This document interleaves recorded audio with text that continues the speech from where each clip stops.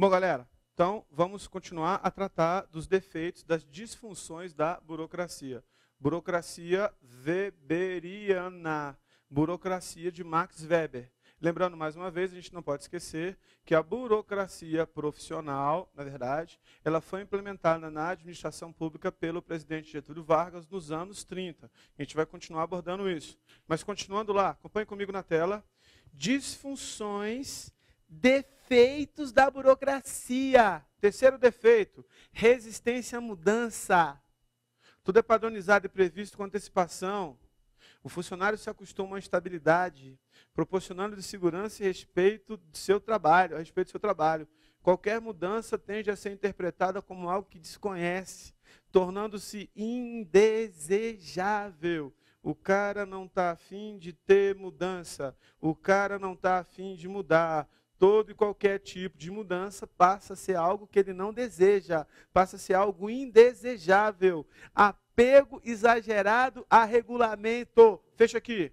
O burocrata, que é este empregado que trabalha na burocracia, ele tem tanto apego a regulamento que apegar-se aos regulamentos e cumprir as rotinas e as normas passa a ser mais importante do que a atividade fim, passa a ser mais importante do que a eficiência. Então ele não está afim de mostrar muita produtividade, ele está afim de cumprir os processos de trabalho. Essa é a tônica, a ênfase da burocracia. Tudo bem? Voltando lá, vai para o próximo. Outras disfunções. Base do processo decisorial. Quem toma a decisão é aquele que ocupa o posto hierárquico mais alto, mesmo que nada saiba sobre o tema. Não tem cogestão. Não tem gestão participativa. A cogestão passa longe. Fecha aqui. Lembra que agora a gente falou das estruturas? Lembra que eu falei da estrutura burocrática? Que tudo tem que passar na mão do centralizador, organização alta, organização verticalizada.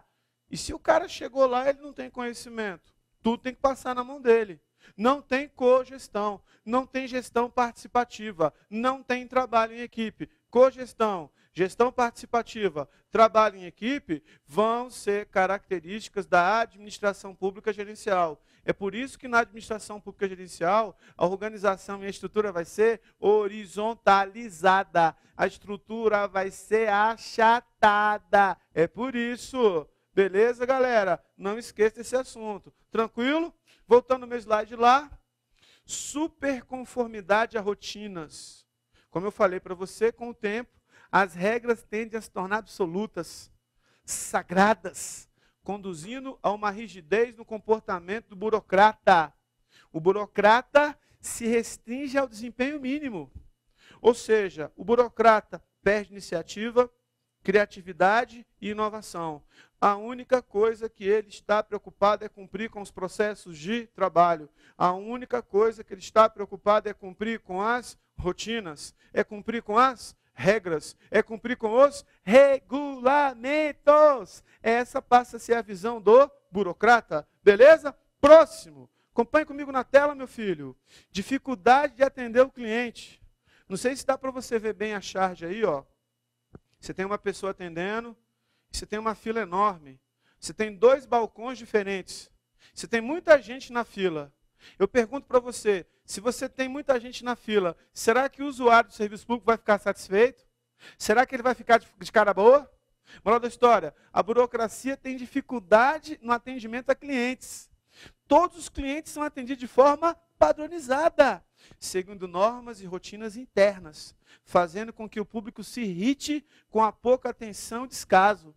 A burocracia fecha-se em si mesma.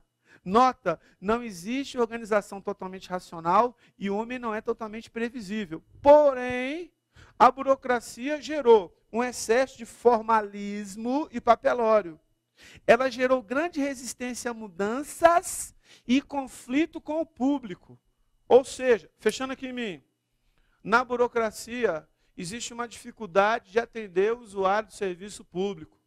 O usuário do serviço público tende a ficar insatisfeito com o descaso, insatisfeito com excesso de papel, insatisfeito com excesso de rotina, insatisfeito com excesso de fila. Isso gera insatisfação por parte do usuário do serviço público. Ele não fica satisfeito com os serviços oferecidos pela administração pública. Ele fica injuriado. Ele não fica satisfeito. E ninguém fica, não é verdade? Serviço ineficiente, estrutura inadequada muitas vezes, falta de investimento e capacitação, excesso de papel, excesso de formalismo, excesso de fila, ficar perdendo tempo. Quem fica satisfeito com isso? Isso é burocracia, isso é disfunção. A superconformidade com a regra, a superconformidade com a rotina, dá ênfase a isso. Porque na burocracia, a ênfase não é servir bem o usuário do serviço público. A tônica não é atender a pessoa bem. A tônica não é essa. Beleza? Show? Continuando lá. Acompanhe comigo na tela. Né? Próximo. Outro defeito. Aliás, para facilitar a implementação da burocracia, Vargas cria o DASP, 1938, Departamento Administrativo do Serviço Público. Fecha aqui em mim. Presta atenção. Recapitulando. Administração Pública Burocrática. Era Vargas. Vargas se inspira em Max Weber.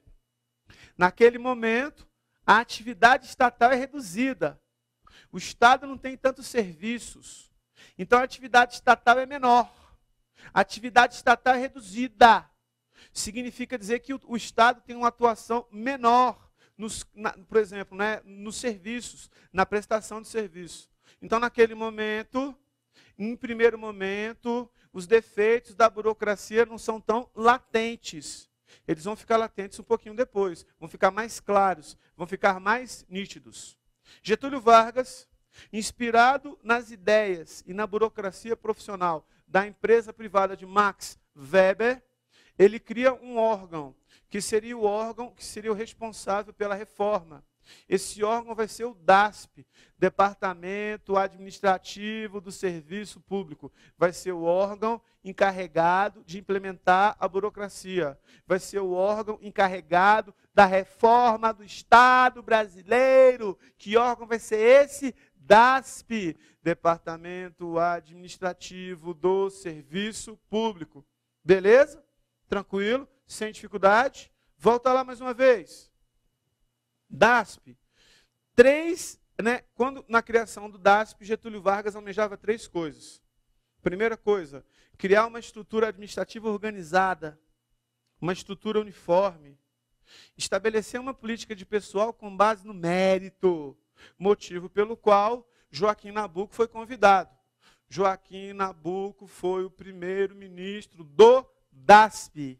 Primeiro-ministro do DASP. Então, uma estrutura organizada, uma estrutura uniforme, uma estrutura centralizada, estabelecer uma política pessoal baseada no mérito, lembrando que na burocracia weberiana, aliás, na burocracia de Getúlio Vargas, esse sistema de mérito ainda não dava origem a concurso.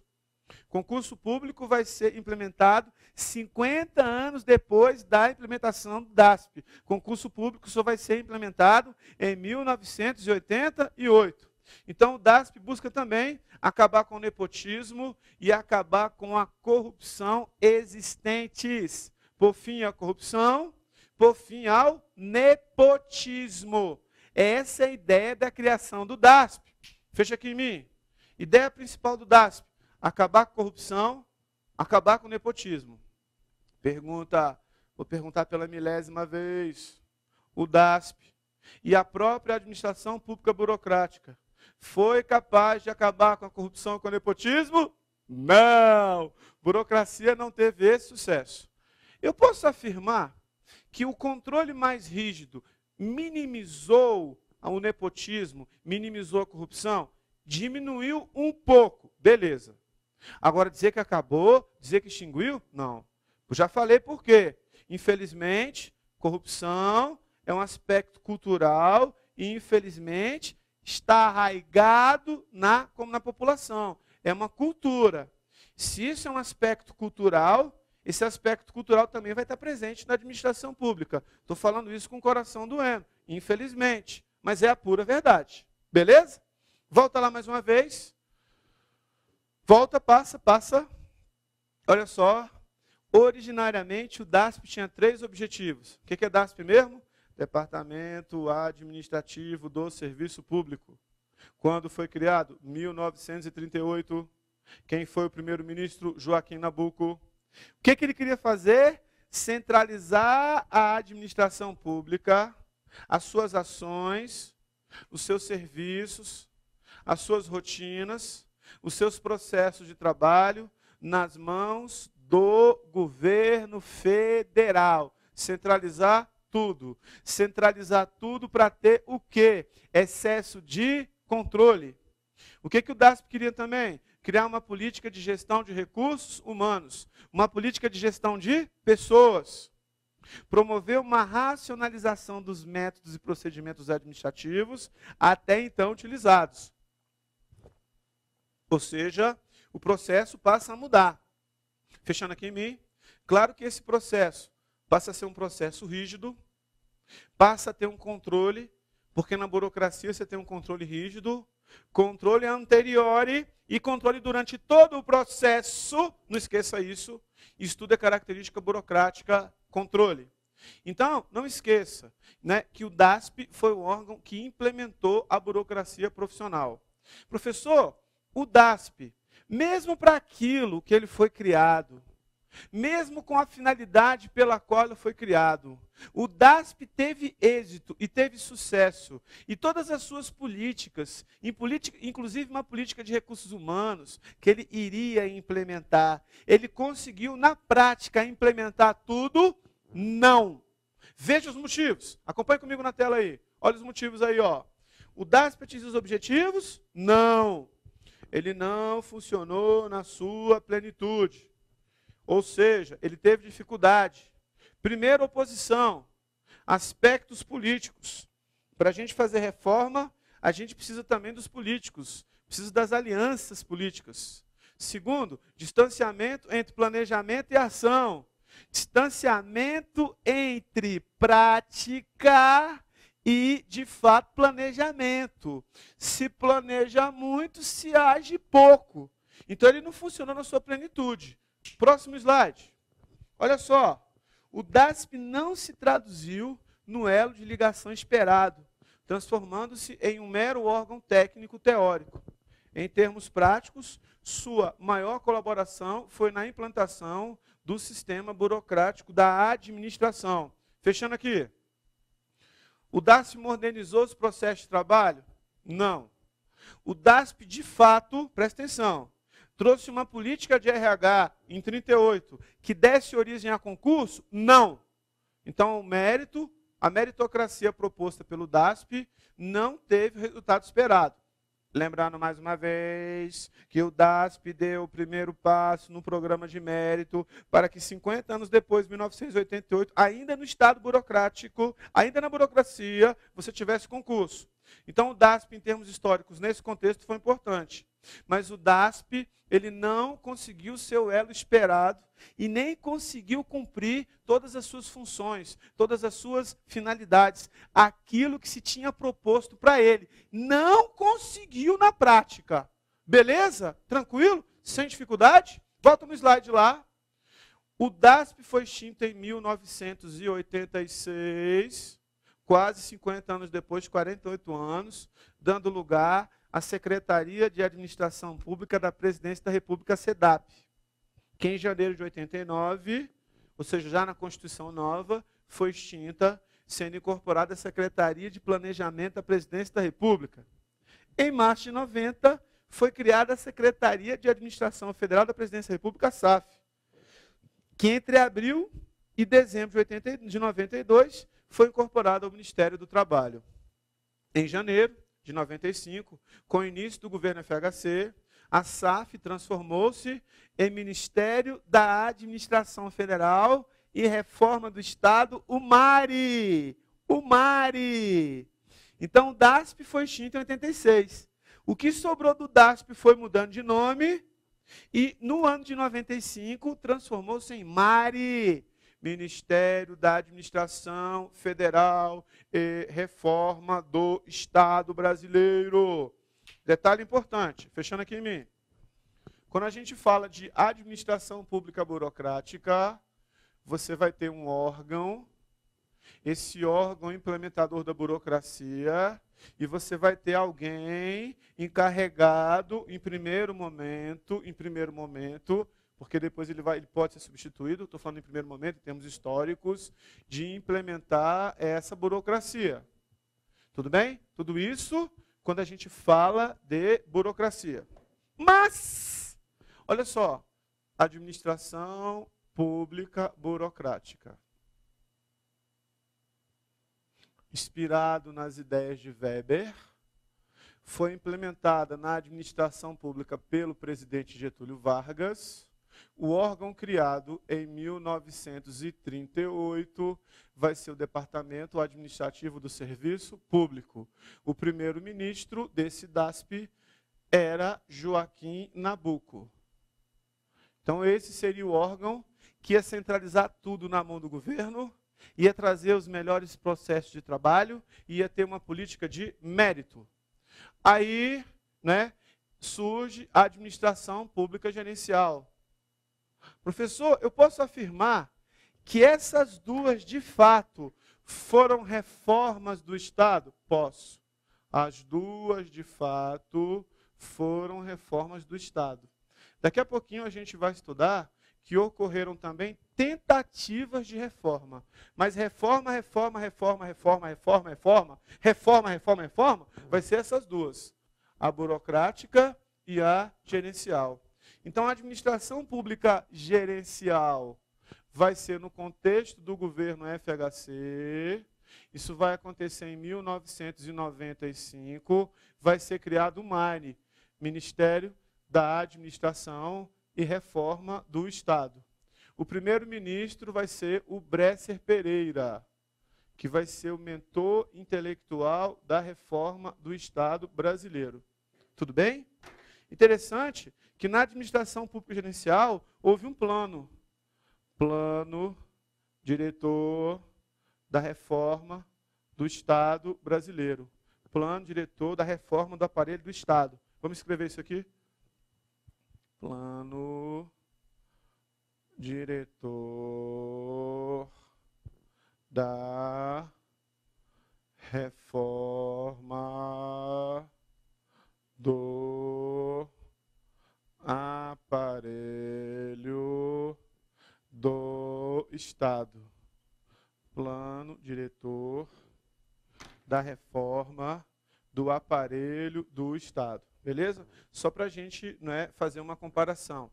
Lembrando que o DASP ele vai ser extinto em 86, no seu lugar vai dar origem a secretarias, SAF, Secretaria não sei o que da Presidente da República, não é tão importante, e depois isso tudo vai se transformar em MARI. Então o antigo DASP ele vai ser extinto, mas as suas funções, suas atividades depois vão ser incorporadas pelo MARI. Ou seja, os dois órgãos da reforma, dois órgãos encarregados da reforma. Um da reforma burocrática, o outro da reforma gerencial. Reforma gerencial. Beleza? Voltando no slide lá, acompanhe comigo. Já falei isso aí para passar? Importante isso aí. Reflexão. A crise do Estado implicou a necessidade de reformá-lo e reconstruí-lo. A globalização tornou imperativa a tarefa de redefinir no Brasil a percepção da natureza da crise. Em seguida, da necessidade imperiosa de reformar o Estado. Isso ocorreu de forma acidentada e contraditória em meio ao desenrolar da própria crise. Fechando aqui. Olha só. Depois que Getúlio Vargas implementou a burocracia, primeiro, a atividade estatal vai aumentar, o endividamento público vai aumentar, a necessidade de prestar mais serviços e centralizar o serviço vai aumentar.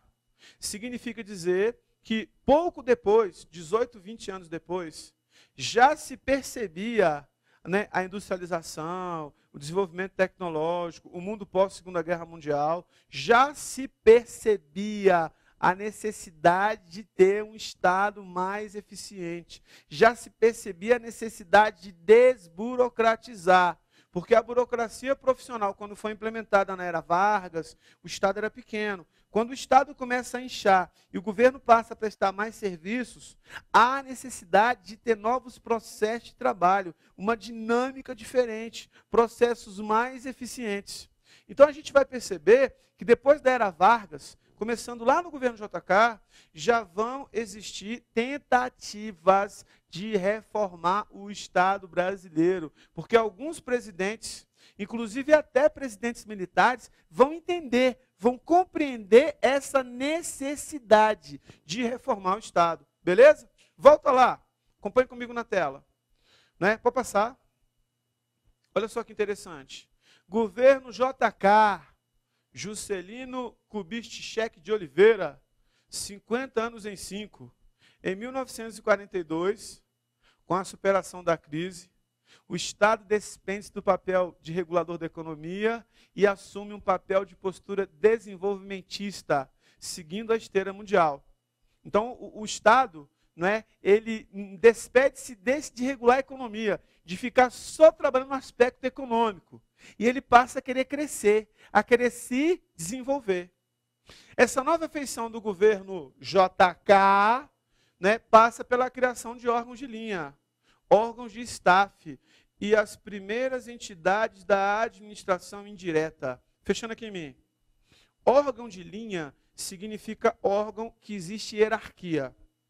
Quando eu falo linha e staff, linha e assessoria, órgão de assessoria é aquele que dá suporte, é aquele que ajuda, é aquele que auxilia, é aquele que dá suporte, é aquele que ajuda. Tudo bem? E um detalhe interessante, os órgãos são criados, só que no governo JK são criadas também as entidades. As primeiras entidades da administração indireta também passam a surgir no governo JK. As primeiras entidades da administração indireta passam a surgir no governo JK. Detalhe, no governo JK já existia uma lei ou já existia um decreto que tratava especificamente dessas entidades? Não. Esse decreto vai vir depois, em outro governo, que vai ser o governo Humberto de Alencar Castelo Branco. Mas daqui a pouco eu chego lá. Então surgem as primeiras entidades da administração direta, só que não existia uma lei clara, um decreto claro que tratasse do assunto. Tudo bem? Volta no slide lá. Olha só, a ideia predominante é que a participação maciça no Estado do setor produtivo iria desenvolver e iria dinamizar a economia. E é nesse momento que se percebe a influência da burocracia. Ou seja, se você tem uma participação no Estado, no desenvolvimento e na economia, você começa a perceber que a burocracia é incapaz de fazer isso. Você começa a perceber mais latentemente, de forma mais clara, que você passa a ter problemas com relação a, vamos dizer assim, a questão da burocracia como modelo e modelo ineficiente. Então, em 1956, no governo JK, quando a gente fala de 42, a gente está falando do contexto, quando a gente fala de 56, é especificamente o governo JK, o JK vai criar COSB. COSB? Não, COSB, meu nome é COSB, diferente. Comissão de Simplificação da Burocracia. Qual era o objetivo do governo JK? Desburocratizar a administração, centralizando-a, ou seja, delegando competências às entidades da administração indireta. Moral da história, fechando aqui em mim, foi uma tentativa de reformar o Estado brasileiro. Duas reformas de verdade, reforma burocrática, reforma gerencial. A partir de agora, tentativa de reforma. Tira tudo na mão do governo central e passa um pouco para as entidades da administração indireta. Só que não existia uma lei, não existia um decreto que dava forma à administração indireta. Não existia uma lei, não existia um decreto que falava explicitamente as funções da administração indireta, nem existia um decreto que delimitava o seu campo de ação. Tudo bem? Próximo slide. Então, moral da história. né? Volta. Fechando aqui em mim. O COSB foi uma tentativa de desburocratizar. De fato, desburocratizou? Não. Mas a administração pública não tinha crescido? Sim. Parte das atividades já não estava na mão da administração indireta? Sim. Mas, na realidade, você só tinha uma repartição de competências. Então, a Comissão de Simplificação da Burocracia, COSB, criada no governo JK, de fato não desburocratizou nada. E não pode ser considerada, de fato, uma reforma no Estado brasileiro. Em seguida, surge, né, a gente vai ter o golpe militar, isso em 64, aí surge Castelo Branco. Em seguida, no curso da História da Administração Pública, nesse sentido. Próximo slide, acompanhe comigo lá. Marechal Humberto de Alencar Castelo Branco. No seu governo, aquele processo de criação da administração indireta, que passa a existir a partir do governo JK, vai culminar no Decreto-Lei 267. Decreto-Lei 200 de 67 já é do governo militar. E o Decreto 200 vai elencar princípios que vão nortear a conduta da administração indireta. Esse decreto foi a primeira tentativa de reforma gerencial da administração pública brasileira. Fecha aqui em mim. O Decreto 200 de 1967, ele vai formalizar a administração indireta que já tinha nascido no governo JK. O Decreto-Lei 200 de 1967 vai dar forma à administração indireta, vai falar dos princípios da administração indireta, vai falar do seu campo de ação, do seu campo de atuação. Em termos históricos, na história da administração pública, nós podemos afirmar que o Decreto-Lei 200 de 1967 foi o primeiro momento de administração pública gerencial. O primeiro momento onde você passa a ter algumas das características de um modelo gerencial. E digo mais, das reformas, ou melhor, das tentativas de reforma que nós estamos estudando, a tentativa de reforma considerada mais eficiente, a tentativa de reforma que foi a tentativa que, de fato, foi a tentativa mais próxima da realidade de ter uma reforma do Estado, foi o Decreto-Lei 200 de 1967. Então, o Decreto-Lei 200 de 1967 foi a primeira tentativa, de fato, de você reformar o Estado brasileiro e ter um Estado realmente gerencial, um Estado de excelência. Tudo bem? Primeira tentativa de fato. Continua lá, acompanhe comigo na tela aí, ó. Próximo. A reforma iniciada pelo Decreto 200 foi uma tentativa de superar a rigidez burocrática, podendo ser considerada, como eu falei para você agora há pouco, o primeiro momento da administração gerencial no Brasil. Esse decreto deu ênfase à descentralização. Descentralização mediante a autonomia da administração direta, a partir do pressuposto da rigidez da administração direta e da maior eficiência da administração descentralizada. Moral da história, fechando aqui em mim, Humberto de Alencar Castelo Branco deu muito ênfase à descentralização da administração direta para a administração indireta. Foi um decreto que deu ênfase, foi um decreto que formalizou, foi um decreto que deu forma, foi um decreto que se preocupou com a administração indireta descentralizada, ou seja, foi o primeiro momento de administração pública gerencial. Foi a tentativa de reforma que mais se aproximou da reforma do Estado brasileiro, que é a reforma gerencial, que vai acontecer de fato em 1995, no governo Fernando Henrique Cardoso. Beleza? Show de bola, galera!